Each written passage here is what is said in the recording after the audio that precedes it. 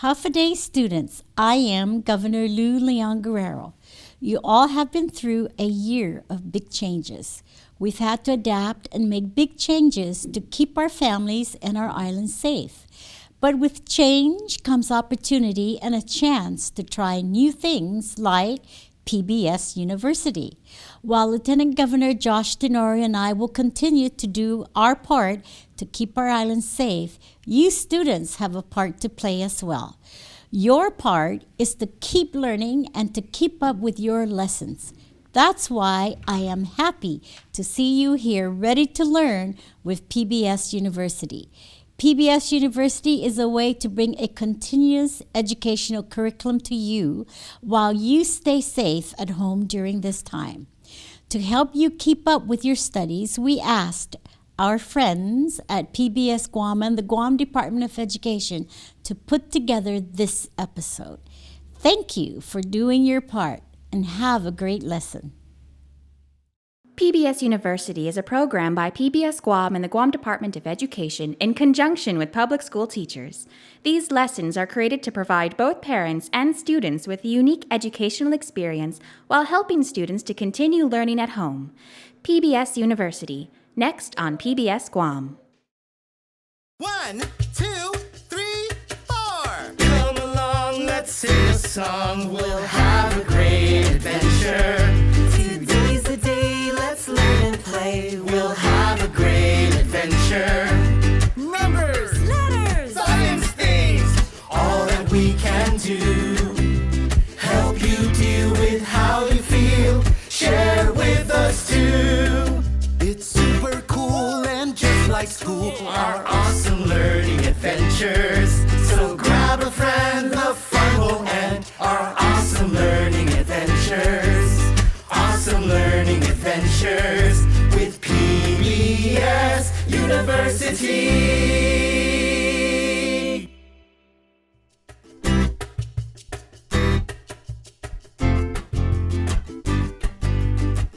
Habari! I'm Mrs. Pegarito, your first and second grade literacy teacher. Can you say the word habari? Let's hear it. Great job! Habari is how we say hello in the language Swahili. They speak Swahili in different parts of Africa. That's right, Africa! Hey, I have an African drum behind me. This drum is called a djembe. I learned all about the djembe when I was studying an African American holiday celebrated in December. It's called Kwanzaa. Did you know that the word djembe comes from a saying, "Everyone gather together in peace"? What a beautiful saying, especially now as we're celebrating the holidays in December. Would you like to learn more about Kwanzaa? All right, check this video out. In this lesson, I can recall details about Kwanzaa. Pay careful attention to this video. I'll be asking some questions about it afterwards.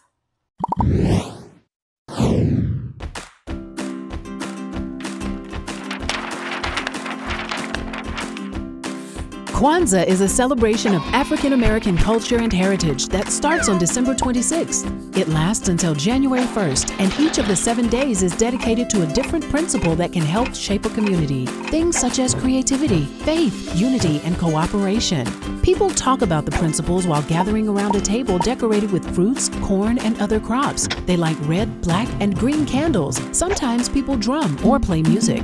On the 6th day, there's a feast, and on the 7th day, people exchange gifts. Presents to children are supposed to include books and symbols of African heritage. Kwanzaa was first celebrated in 1966, so it's pretty new, but it's based on ancient African harvest festivals. The creators of the holiday encouraged African Americans to think about the culture they have in common and to use it to keep their families and communities strong. And that's Kwanzaa. Game time! What holiday is celebrated on December 26th? Is it Christmas, New Year's Day, or Kwanzaa? If you said Kwanzaa, that's right! Game time! Number 2. Which culture and heritage is celebrated on Kwanzaa? Is it Pacific Island culture, Asian American, or African American? Did you say African American? That's correct! Game time! Number 3. How long does Kwanzaa last? Does Kwanzaa last 7 days, 3 days, or 1 day? If you said 7 days, you're right! Game time! Number 4. Which of the following is not a part of Kwanzaa? Fruit and corn, blue candles, unity and cooperation, or music? Did you say blue candles? If you did, you're right! Kwanzaa was founded by Dr. Maulana Karenga in 1966. More than 18 million people celebrate Kwanzaa every year. During Kwanzaa, a woven mat called an mkeka is used to hold many special items. These items are called symbols. A symbol is something that stands for something else. The mkeka is placed on the table. The kinara is placed on top. A kinara is a wooden hand holder that holds 7 candles, each with a special meaning. The kinara symbolizes honoring our ancestors. Other items like corn, a unity cup, and fruits and vegetables are also placed on top. These are symbols for, what do you call it? Hakuna Matata? No, that's not right. Oh yeah, Matunda ya Kwanzaa, which means first fruits of the harvest. And it symbolizes families working together. The mkeka is important because it holds all these special items. Hey, I have an idea. Let's make an mkeka. These are the items you'll need to make your mkeka. 3 different sheets of construction paper, scissors, a ruler, tape, and a pencil.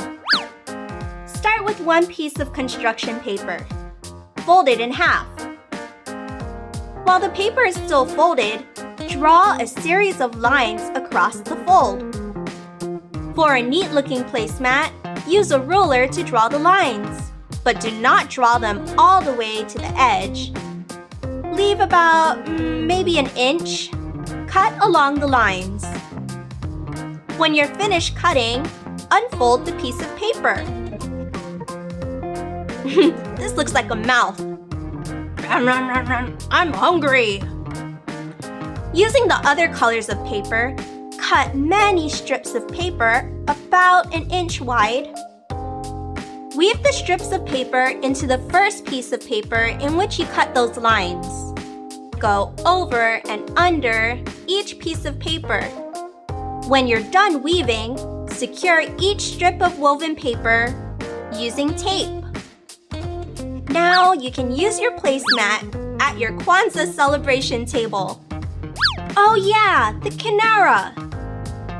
I'm making my kinara out of old recycled cardboard. For the candles, I'm going to use popsicle sticks and construction paper. This is how we set our table to celebrate Kwanzaa. I have my mkeka, my kinara, and my crops all placed on top. Do you want to see my mkeka? Here it is. Would you like to see my kinara? Here it is. I have my mkeka and my kinara. Now we're ready to celebrate Kwanzaa! Remember, boys and girls, keep reading because reading will take you all around the world. I'll see you next time on PBS University. Happy Kwanzaa and happy holidays. Bye.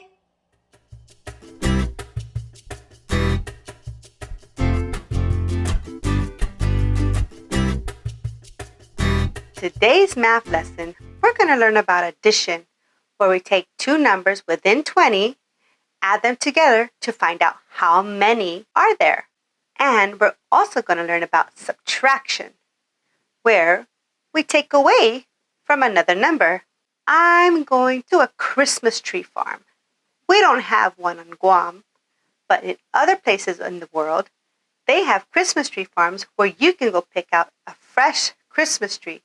And we're going to get the Christmas tree so that we can bring it home to decorate with some ornaments and presents. Ooh, Christmas trees! We visited the Christmas tree farm to get a Christmas tree for the house. And this is how many Christmas trees we saw on the left side of the farm. And this is how many Christmas trees we saw on the right side of the farm. Ooh, look! The Christmas trees are in pairs, which makes it easier for us to count by twos. Count with me. 2, 4, 6, 8, 10, 12. There are 12 Christmas trees on the left side of the farm. 12 has 1 10, 2 ones. Let's count the Christmas trees on the right side of the farm. And these Christmas trees are also in pairs, which makes it easier to count by twos. Count with me. 2, 4, 6. There are 6 Christmas trees on the right side of the farm. Let's see how many Christmas trees we saw all together by adding. We use the plus sign to add. We're going to add two numbers, 12 and 6. 12 plus 6 equals, that's right, 18. 18 has 1 10 and 8 ones. Now that we have our Christmas tree, let's go put some ornaments on it. Ooh, Christmas ornaments. Now that we bought a Christmas tree, we're going to decorate the Christmas tree with some ornaments. On the left side, we have 8 Christmas ornaments. On the right side, we have 8 Christmas ornaments. Now remember, we used a plus sign to add numbers together. 8 plus 8 equals how many? That's right, 16. 16 has 1 10 in it and 6 ones. Great job, boys and girls. Now, we got to go figure out what we're going to put under the Christmas tree. Ooh, presents! Presents that's going to go under the Christmas tree. Could you help me count how many presents we have on the left and on the right? Ooh, look, they're paired up too. Count with me. 2, 4, 6. There are 6 presents on the left. And let's see how many presents are on the right. 2, 4, 6. And there are 6 presents on the right. When we want to know how many are there in all, we use the plus sign to add. 6 plus 6 equals how many? That's right, 12. 12 has 1 10 and 2 ones. Great job counting, boys and girls. So in our next problem, we're going to learn how to subtract. At the Christmas tree farm, we know that there were 18 Christmas trees that we saw. 18 has 1 10 and 8 ones. And there were 6 Christmas trees that were bought. Buy Christmas trees. 6 represents the number of trees that were bought. How many Christmas trees are left? We need to figure out what sign are we going to use to subtract. That's right, It's a minus sign. Minus sign tells us we're going to subtract a number from another number. 18 minus 6 equals, how many are left? Let's count the Christmas trees that we have left. 2, 4, 6, 8, 10, 12. We have 12 Christmas trees left. 12 has one 10 and 2 ones. Great job counting, boys and girls. Now let's go finish putting up those Christmas ornaments on the Christmas tree we bought. So our Christmas tree only needs 8 Christmas ornaments. We counted altogether 16 Christmas ornaments. 16 has 1 10 and 6 ones. Well, we're only going to use 8 of those ornaments on our Christmas tree. So we'll take those away. Now, we're working on a subtraction problem. We're going to use a minus sign. And we took away 8 Christmas ornaments to decorate our Christmas tree. Now, how many do we have left? 16 minus 8 equals, that's right, 8. Great job, boys and girls. Ooh, look at all of the presents. I can't wait to open up my present. Now, we're going to place 12 presents under the Christmas tree, but only 8 kids will get a present. 12 has 1 10 and 2 ones. If 8 kids are going to get a present, we should only put 8 presents out. So let's put aside the 8 presents for the 8 kids. If we're going to take away the 8 presents and put them aside, we need to use a minus sign to help us figure out how many presents are left. So here are the 8 presents we took away. 12 minus 8 equals how many? That's right, 4. Awesome job counting, boys and girls, and helping me solve our subtraction problem. In today's math lesson, we've learned about addition, which also means adding, which also means more. And we've used a plus sign. And we've used subtraction, which means subtracting or take away, and we used a minus sign. We did that with our Christmas trees and our ornaments and our presents. Okay, so now can I open up my present? Where is it? Where is it? Oh, there it is. Ooh, it's a pretty wrapper and a silver bow. Okay, ooh, I hear something. Let's go find out what it is. Look! I got a heart puppet. Oh, I love pushing buttons and the pushing buttons. And a fidget spinner. Ooh, look at that. Wow. Until then, boys and girls, stay safe, boys and girls. Work hard and have fun learning. Bye, boys and girls.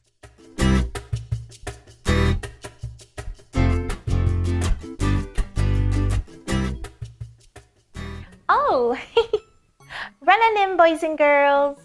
Rananim means hello in Chuk. I'm Mrs. Guerrero, and I'm here to teach you science for 1st and 2nd grade. I was just looking through this telescope. Do you know what a telescope is? Well, it's an instrument or tool that scientists use to study space, the planets, and stars. Ooh, speaking of stars, have you ever heard about the Star of Bethlehem or the Christmas star? Well, it's mentioned a lot about during Christmas time because in the Catholic or Christian faith, which celebrates Christmas, it's that famous star that leads the 3 wise men to find the baby Jesus. Now, Christmas is just one of the many seasonal holidays celebrated here on our planet Earth. Other people might celebrate Kwanzaa, Hanukkah, Ashura, or even Bodhi, to name a few. But first, let's talk about the Star of Bethlehem. I'd like to read you a little Christmas story about that star and the 3 wise men that followed it. The Story of the 3 Wise Kings, retold and illustrated by Tommy DePaula. Long ago in the East, in lands far from one another, there lived 3 kings, Melchior of Arabia, Gaspar of Tarsus, and Balthazar of Saba. These wise men studied the stars. Each night they looked at the sky and wrote down where the stars were, where they had come from, and where they were going. One night, a star they had never seen before appeared in the sky. Each of the kings consulted his books and found that this new star was the sign that a great king was about to be born. So each king, not knowing about the others, set out to follow the star, to find the child king and to honor him. And each carried with him a gift. Melchior took gold, Gaspar frankincense, and Balthazar myrrh. After many days and nights, the 3 wise kings met. They found that they were all following the same star, so they continued their journey together. But as they came near to Jerusalem, they lost sight of the star, and they did not know which way to go. "Let us ask at the palace of King Herod," one of them said. "Surely Herod will know of the birth of another great king." "Where is he that has been born to be king of the Jews?" they asked. "We have seen his star in the east, and we have come to honor him." Now Herod, who was an evil man, was disturbed when he heard this. He wished to be the only king in the land. He went to his chief priests and learned men and asked them where this child would be born. "It has been written, at Bethlehem in Judah," they told him. Herod sent for the 3 kings. "Go to Bethlehem and find out all about the child king," he said. "And when you have found him, come back and tell me so I may worship him too." The 3 wise kings set out for Bethlehem, not knowing that Herod wanted to destroy the newborn baby. And there in the sky once again was the star. They followed it until it stopped over the place where the child was born. Like a flame of fire, that star pointed out God, the King of Kings. And going into the place, they saw the child with his mother, Mary, and falling down on their knees, they honored him. Then they opened their treasures and offered the gifts of gold and frankincense and myrrh. That night, as the kings slept, they were warned in a dream not to go back to Herod, for he wished to destroy the child. So the 3 kings, to keep Herod from finding the child, returned to their countries by a different way. Astronomers, those are the scientists who study space, planets, stars, and everything in between, believe that the 3 wise men might not have been following an actual star. Instead, it could have been 2 bright planets appearing very close together in the sky at the same time. They call that a great conjunction. Did you know that a great conjunction happened just last year? It was last year, December 21st. Astronomers called it the Christmas star because it looked as bright as a shining star and it happened around Christmas time. During that great conjunction, Jupiter was catching up with a slower moving Saturn. Do you see those 2 bright dots circled in the picture? That's Jupiter and Saturn. Throughout last year, December, these 2 giant planets were getting closer to each other every day.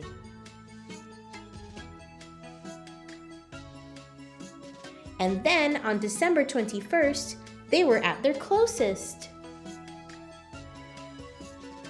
They aligned or lined up and made a very bright light together. Do you see it? That's why they called it the Christmas star.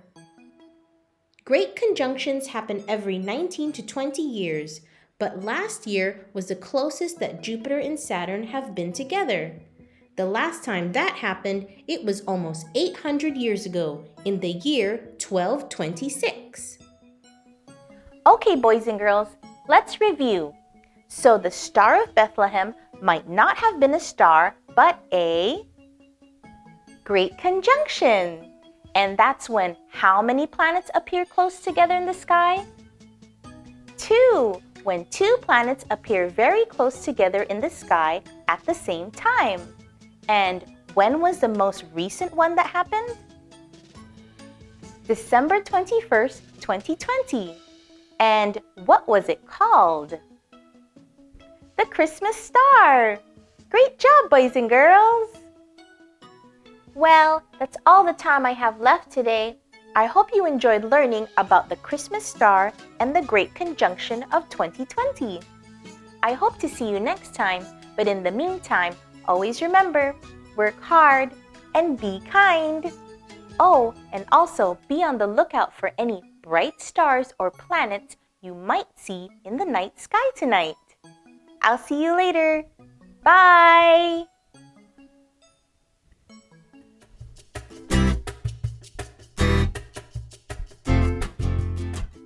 Hafa students, welcome to PBS University. My name is John Fernandez, and I'm the superintendent of the Guam Department of Education. These PBS University lessons are made to help you to continue learning. The teachers here prepared fun lessons on science, character education, math, English, and more, and they made it for you, the students of Guam. We're very grateful to them for their instruction. We're also thankful for you students, parents, and guardians who are watching. Remember, stay safe and healthy, and we'll see you soon in the next school year. Thank you.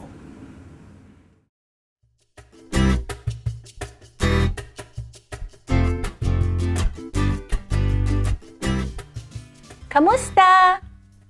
Kamusta means hello in Tagalog. That's the main dialect or language spoken in the Philippines. Kamusta, boys and girls? I'm Mrs. Guerrero, and I'm here to teach you social studies for 1st and 2nd grade. Would you like to learn another Tagalog phrase? It's Maligayang Pasko. Maligayang Pasko. That means Merry Christmas. Today, we're going to learn about Christmas in the Philippines and a traditional symbol found all over Philippines during that holiday. Can you guess what that symbol might be? I see some behind me. Good guess, but let's talk about that later. Did you know that Christmas is super popular in the Philippines? It's so popular, in fact, that you will start seeing decorations as early as September. They call that the start of the Ber months. No, not Ber as in cold, but Ber as in B-E-R, like September, October, November, and December. They really love Christmas in the PI. By the way, PI is a shortened nickname for Philippines. Catholic Filipinos begin celebrating Christmas on December 16. They go to church every morning on those days until December 24. Those 9 days are called Simbang Gabi. On the night of December 24, they attend Midnight Mass and enjoy Noche Buena, the Christmas Eve feast. On December 25th, Christmas Day, they celebrate the birth of Jesus Christ. They gather with family to enjoy giving gifts and eating delicious fiesta foods like lechon, lumpia, pancit, and kuchinta. Yummy! But the Christmas celebration doesn't end there. It goes on until January 6th, the Feast of the Three Kings. Do you celebrate Christmas? What are some of your family's traditions? Nice. Well, when I was a kid, I used to help my mom make something called a parol. Can you say parol? You have to make your R roll like this. Parol. Well, she would go out to the jungle across from our childhood home and then cut up some bamboo. Then she would take the bamboo and cut it into really thin pieces, tie them together, and make a star. Then we would go to the store, buy some colored plastic or cellophane, and wrap the whole star in it. It would be so colorful. Then she would put a light bulb inside and then hang it up and then light it up for Christmas. It was my most favorite memory growing up. A Filipino Christmas would not be the same without a parol or lantern. These works of art are proudly displayed on windows or doors. They're usually made in the shape of a star because it represents the star of Bethlehem that guided the three wise men to the baby Jesus. Originally, paroles were used to light the way to village churches so that Catholics in the Philippines can find their way to midnight mass. Ooh, I just got a great idea. Why don't we try making a simple parol? Making a simple parol is a fun craft to do together with the whole family. First, you'll need 5 dowels or skewers, gift wrapping tissue in different colors, scissors, glue, rubber bands, and a string. First, tie the ends of the dowels with a rubber band to form a star. Make sure one end of a dowel is on top of another dowel while the opposite end is under another. Take your string, loop it inside one of the pointed edges, then tie both ends together. Glue a square of tissue to your star. I chose this red one. Press it gently so it sticks. Cut the tissue around the star. Be sure not to cut too close to the dowels, like in this picture. Cut where you see the white arrows. Put some glue on the dowels, fold the tissue over, and press it gently so that it looks like this. Let's cut the center out carefully. Again, not too close to the dowels. Then, cut where you see the white arrows. Put more glue along the dowels in the middle. Fold the tissue over, then press gently. Now cut another square of tissue, a little bigger than the center. Apply some glue, then press the tissue on top of the center dowels.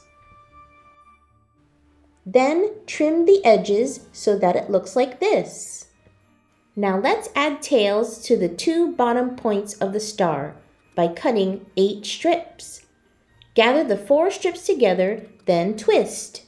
Glue them to the back of one of the pointed edges of the star. Do the same with the 4 remaining strips. Then turn your star around and ta-da! A parol! I hope you and your family had fun making this. If your guess about the traditional symbol found in the Filipino Christmas was the star or the parol, then you're correct. Do you see this beautiful one behind me? My good friend Miss Valencia was very kind enough to let me borrow it. Isn't it so beautiful? It's made of a shell called capis. C-A-P-I-Z. Capis. I hope you enjoyed learning about Christmas in the Philippines and about the traditional parol. I know I did. Christmas is my favorite holiday. I hope to see you next time. In the meantime, always remember, work hard and be kind, and I'll see you next time. Would you like to see this light up? Okay, help me count down from 3. 3, 2, 1. Maligayang Pasko, everyone!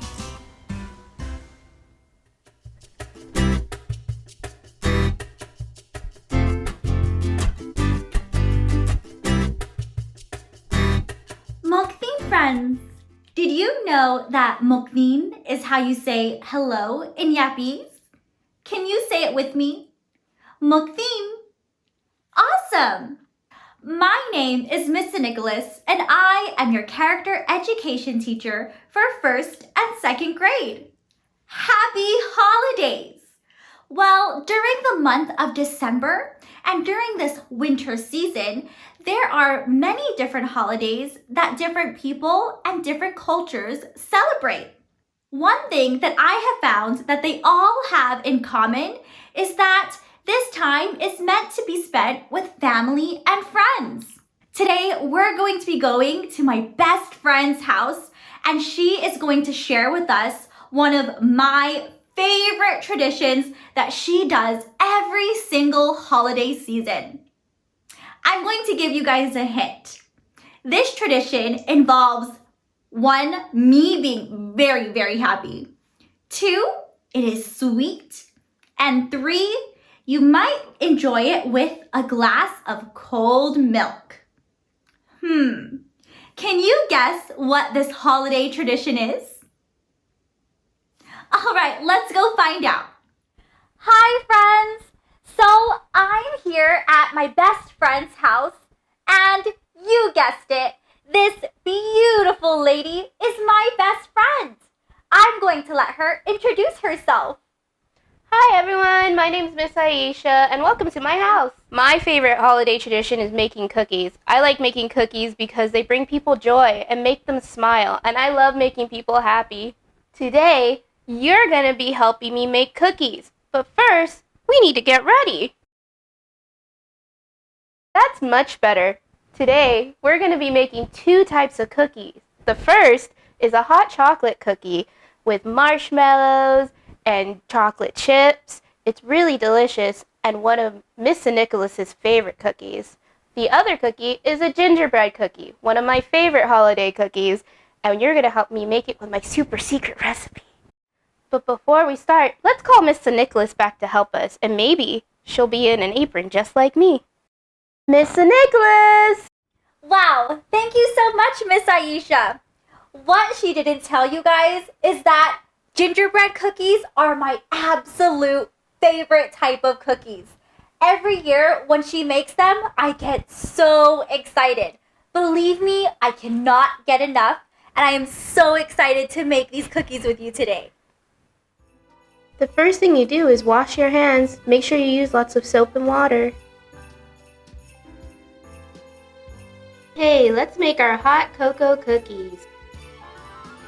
To start, you're going to need 3 cups of flour, 4 packets of hot cocoa mix, 1 teaspoon salt, 2 teaspoons of baking powder, and 1 teaspoon of baking soda.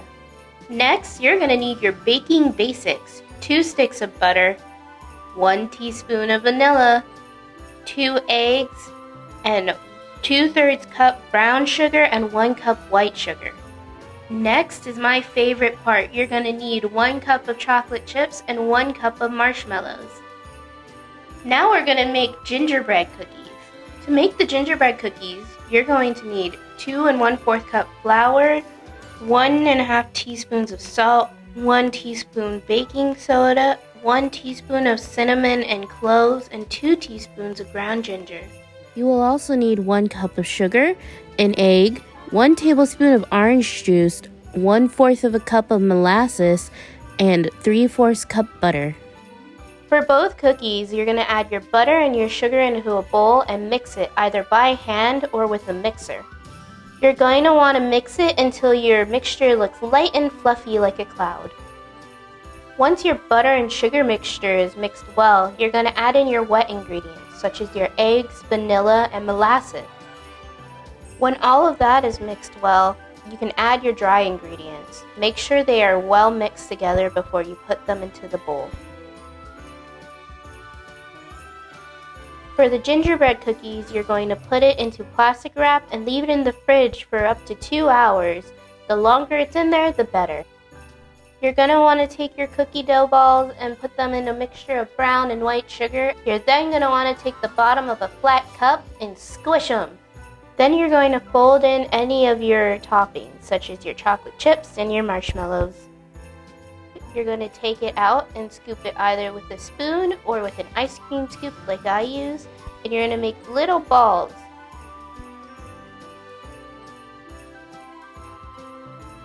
Both cookies are going to go in the oven at 350 degrees for 9 to 12 minutes. You're going to want to ask a parent to help you with this part, and always wear your mittens. When your hot chocolate cookies come out, they're going to look like big scoops of ice cream. The gingerbread cookies can be eaten on their own and they are so delicious. However, I like to top mine with some white chocolate and little gingerbread sprinkles. When your cookies are all done, don't forget to pour yourself a nice cold glass of milk to enjoy your cookies with. All right, friends, we are at my favorite part of the day. Now we get to eat the cookies that we made with the help from Miss Aisha. Are you ready? Yeah. Okay. I'm going to try my absolute favorite cookies, the gingerbread cookies. What are you going to try? I'm going to try the hot chocolate cookies. All right, here we go.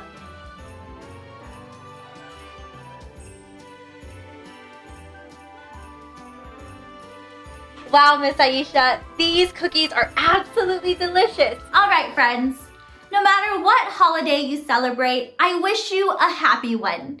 During this time, I hope that you get to spend it with your family and your friends or your loved ones. And I wish you a happy, healthy holiday season. Goodbye for now. I'll see you next time. Bye, friends.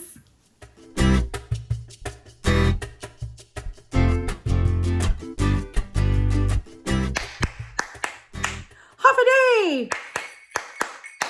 Half a day! Half a day! Half a day, my PBS friends. And Ali! Ali also means hello or half a day in Palawan. Oh boy, do I have a very special celebration for you today. All right, my friends, are you ready to see what we are celebrating today? What? My hat? Oh, that's right. Oh man, you guys are really, really good. Thank you. Yes, we are celebrating Christmas, or in Samoa, it's called Magov Noche Buena. That's right. Again, Magov Noche Buena. Can you say Magov Noche Buena? Yeah. Malik. Let me hear you all say Magov Noche Buena. That's right. And we have a very, very special lesson for you today. All right, my friends, let's get ready. All right. So today we're learning about Fot Mashon. Can you say Fot Mashon? Maulik, Fot Mashon is very important because we see these Fot Mashon during Christmas. And I wanted to tell you a little bit of a story about Fot Mashon, which are shapes. That's right. And shapes are important during Christmas because I don't know about you, but I love to go and look at my presents and see all the different types of shapes they come in. Do you do that too? Awesome. I love to pick up one of the shapes which I always see during Christmas, and it's the shape of a quadrille. Can you say quadrille? Maulik, quadrille is a square. It's the shape of a square. How many of you guys always receives presents in a quadrille, a shape of a square? Do you get it? Yeah, that's right. And a lot of times, a lot of different presents can fit into that quadrille. Yeah, that's right. I'm just thinking about one time I received one of my very, very special presents in a quadrille in the shape of a square. And it was one of my favorite gifts of all time. I got a hat. That's right, similar to this hat. Oh yeah. Here's another shape or a foot machon that we also see during Christmas. You see a triangulo, right? A triangulo is the shape of a triangle. And where do we see a triangulo? That's right, a trunk on Christmas. A trunk on Christmas or a Christmas tree is in the shape of a triangulo. And I love the smell of my trunk on Christmas. Here's the next foot machon or shape that we always see during Christmas. And I know you see it too because you leave this shape for Santa. Do you leave that shape for Santa? That's right. This shape is called arredondo. Arredondo. Can you say arredondo? Maulik. And you leave cookies for Santa. Oh, delicious cookies for Santa in the shape of a circle. How many of you guys leave chocolate chip cookies for Santa? Huh? Or what about, do you leave sometimes chocolate chip cookies and milk for Santa? You do. I do too. Awesome, awesome. And the very last shape that I love to see during Christmas is always at the top of our Christmas tree. Do you use the shape at the top of your Christmas tree? That's right. I love this shape. It is called an estrellas. Can you say estrellas? That's right. It's a shape of a star. And I love to see the star at the top of our trunk on Christmas. Oh my gosh, what a beautiful sight.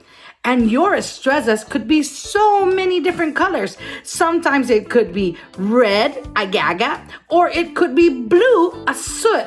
And most of the time, I like the multi-colors. I like different types of colors when it just shines and shines and shines. And it's beautiful. Do you like to put an estrellas on top of your tree like my family does? Maulik! I'm so glad you do the same things that we do. In our family, we have many different types of traditions. And one of the traditions that we use in our family is getting together and putting our Christmas tree together with our estrellas. Do you do it too? What do you do, my friends, as traditions for Christmas? Oh man, I love all the ideas. Yes, I do get together with my family and we have a big feast. Some of us do a lot of shopping. Do you like to go shopping? I do. Let's go ahead and review all these words that we just learned today. Starting with Magov Nochebuena. Maulik. Here's another foot machon we learned also. Quadrille. Wow, you guys are getting better. Yeah. The next one we learned, of course, is called triangulo. Yeah, and it's a shape of our Christmas tree. Next, we have our arredondo. Circle. And the very last shape that I love, of course, the most is the estrellas. And the estrellas you can find on the top of our Christmas tree at my house with many different colors. Not just one color, but I like to use it all. And I love the way it flashes. Do you love the way it flashes? Maulik. All right, my friends. Thank you for joining me for today's lesson on Magov Nochebuena. I would love for you guys to enjoy your Christmas just as much as we enjoy our Christmas at my house, celebrating all the different traditions that you celebrate. All right, be safe, everybody, and Mag of Noche Buena! Mag of Noche Buena! Adios, my PBS friends, and have a safe and Merry Christmas from all of us at PBS University. Adios! Fast, fun facts. Fast, fun facts. With Mr. Ernest Ochoco. Shalom, everyone. Shalom. That is how you say hello and goodbye in Hebrew. Shalom is spelled S-H-A-L-O-M. Shalom. And that is the language that the Jewish people use. So the Jewish people have a very cool festival called the Festival of Lights. And it is also known as Hanukkah. Hanukkah. Say it with me. Hanukkah. Good job, you guys. So Hanukkah is a very cool holiday. It has 8 days that are celebrated, and you get a present on every single day. Wow, that's like 8 Christmases. And they have a candelabrum, also known as a menorah, that has 9 candle areas. And one of the candle areas, or candle, what is it called? Like the little holder, the candle holder in the middle is the candle that you use to light all the other 8 candles. And on the 8th night, you celebrate and have fun and sing and dance and play games like on a dreidel. Like this is a dreidel. It looks like a top. So, everyone has a form of celebration to celebrate peace around the world. And in the Jewish community, it is called Hanukkah. That is your fast fun fact, boop, with me, Mr. Ernest Ochoco. Happy Hanukkah, everyone, and shalom. Bye.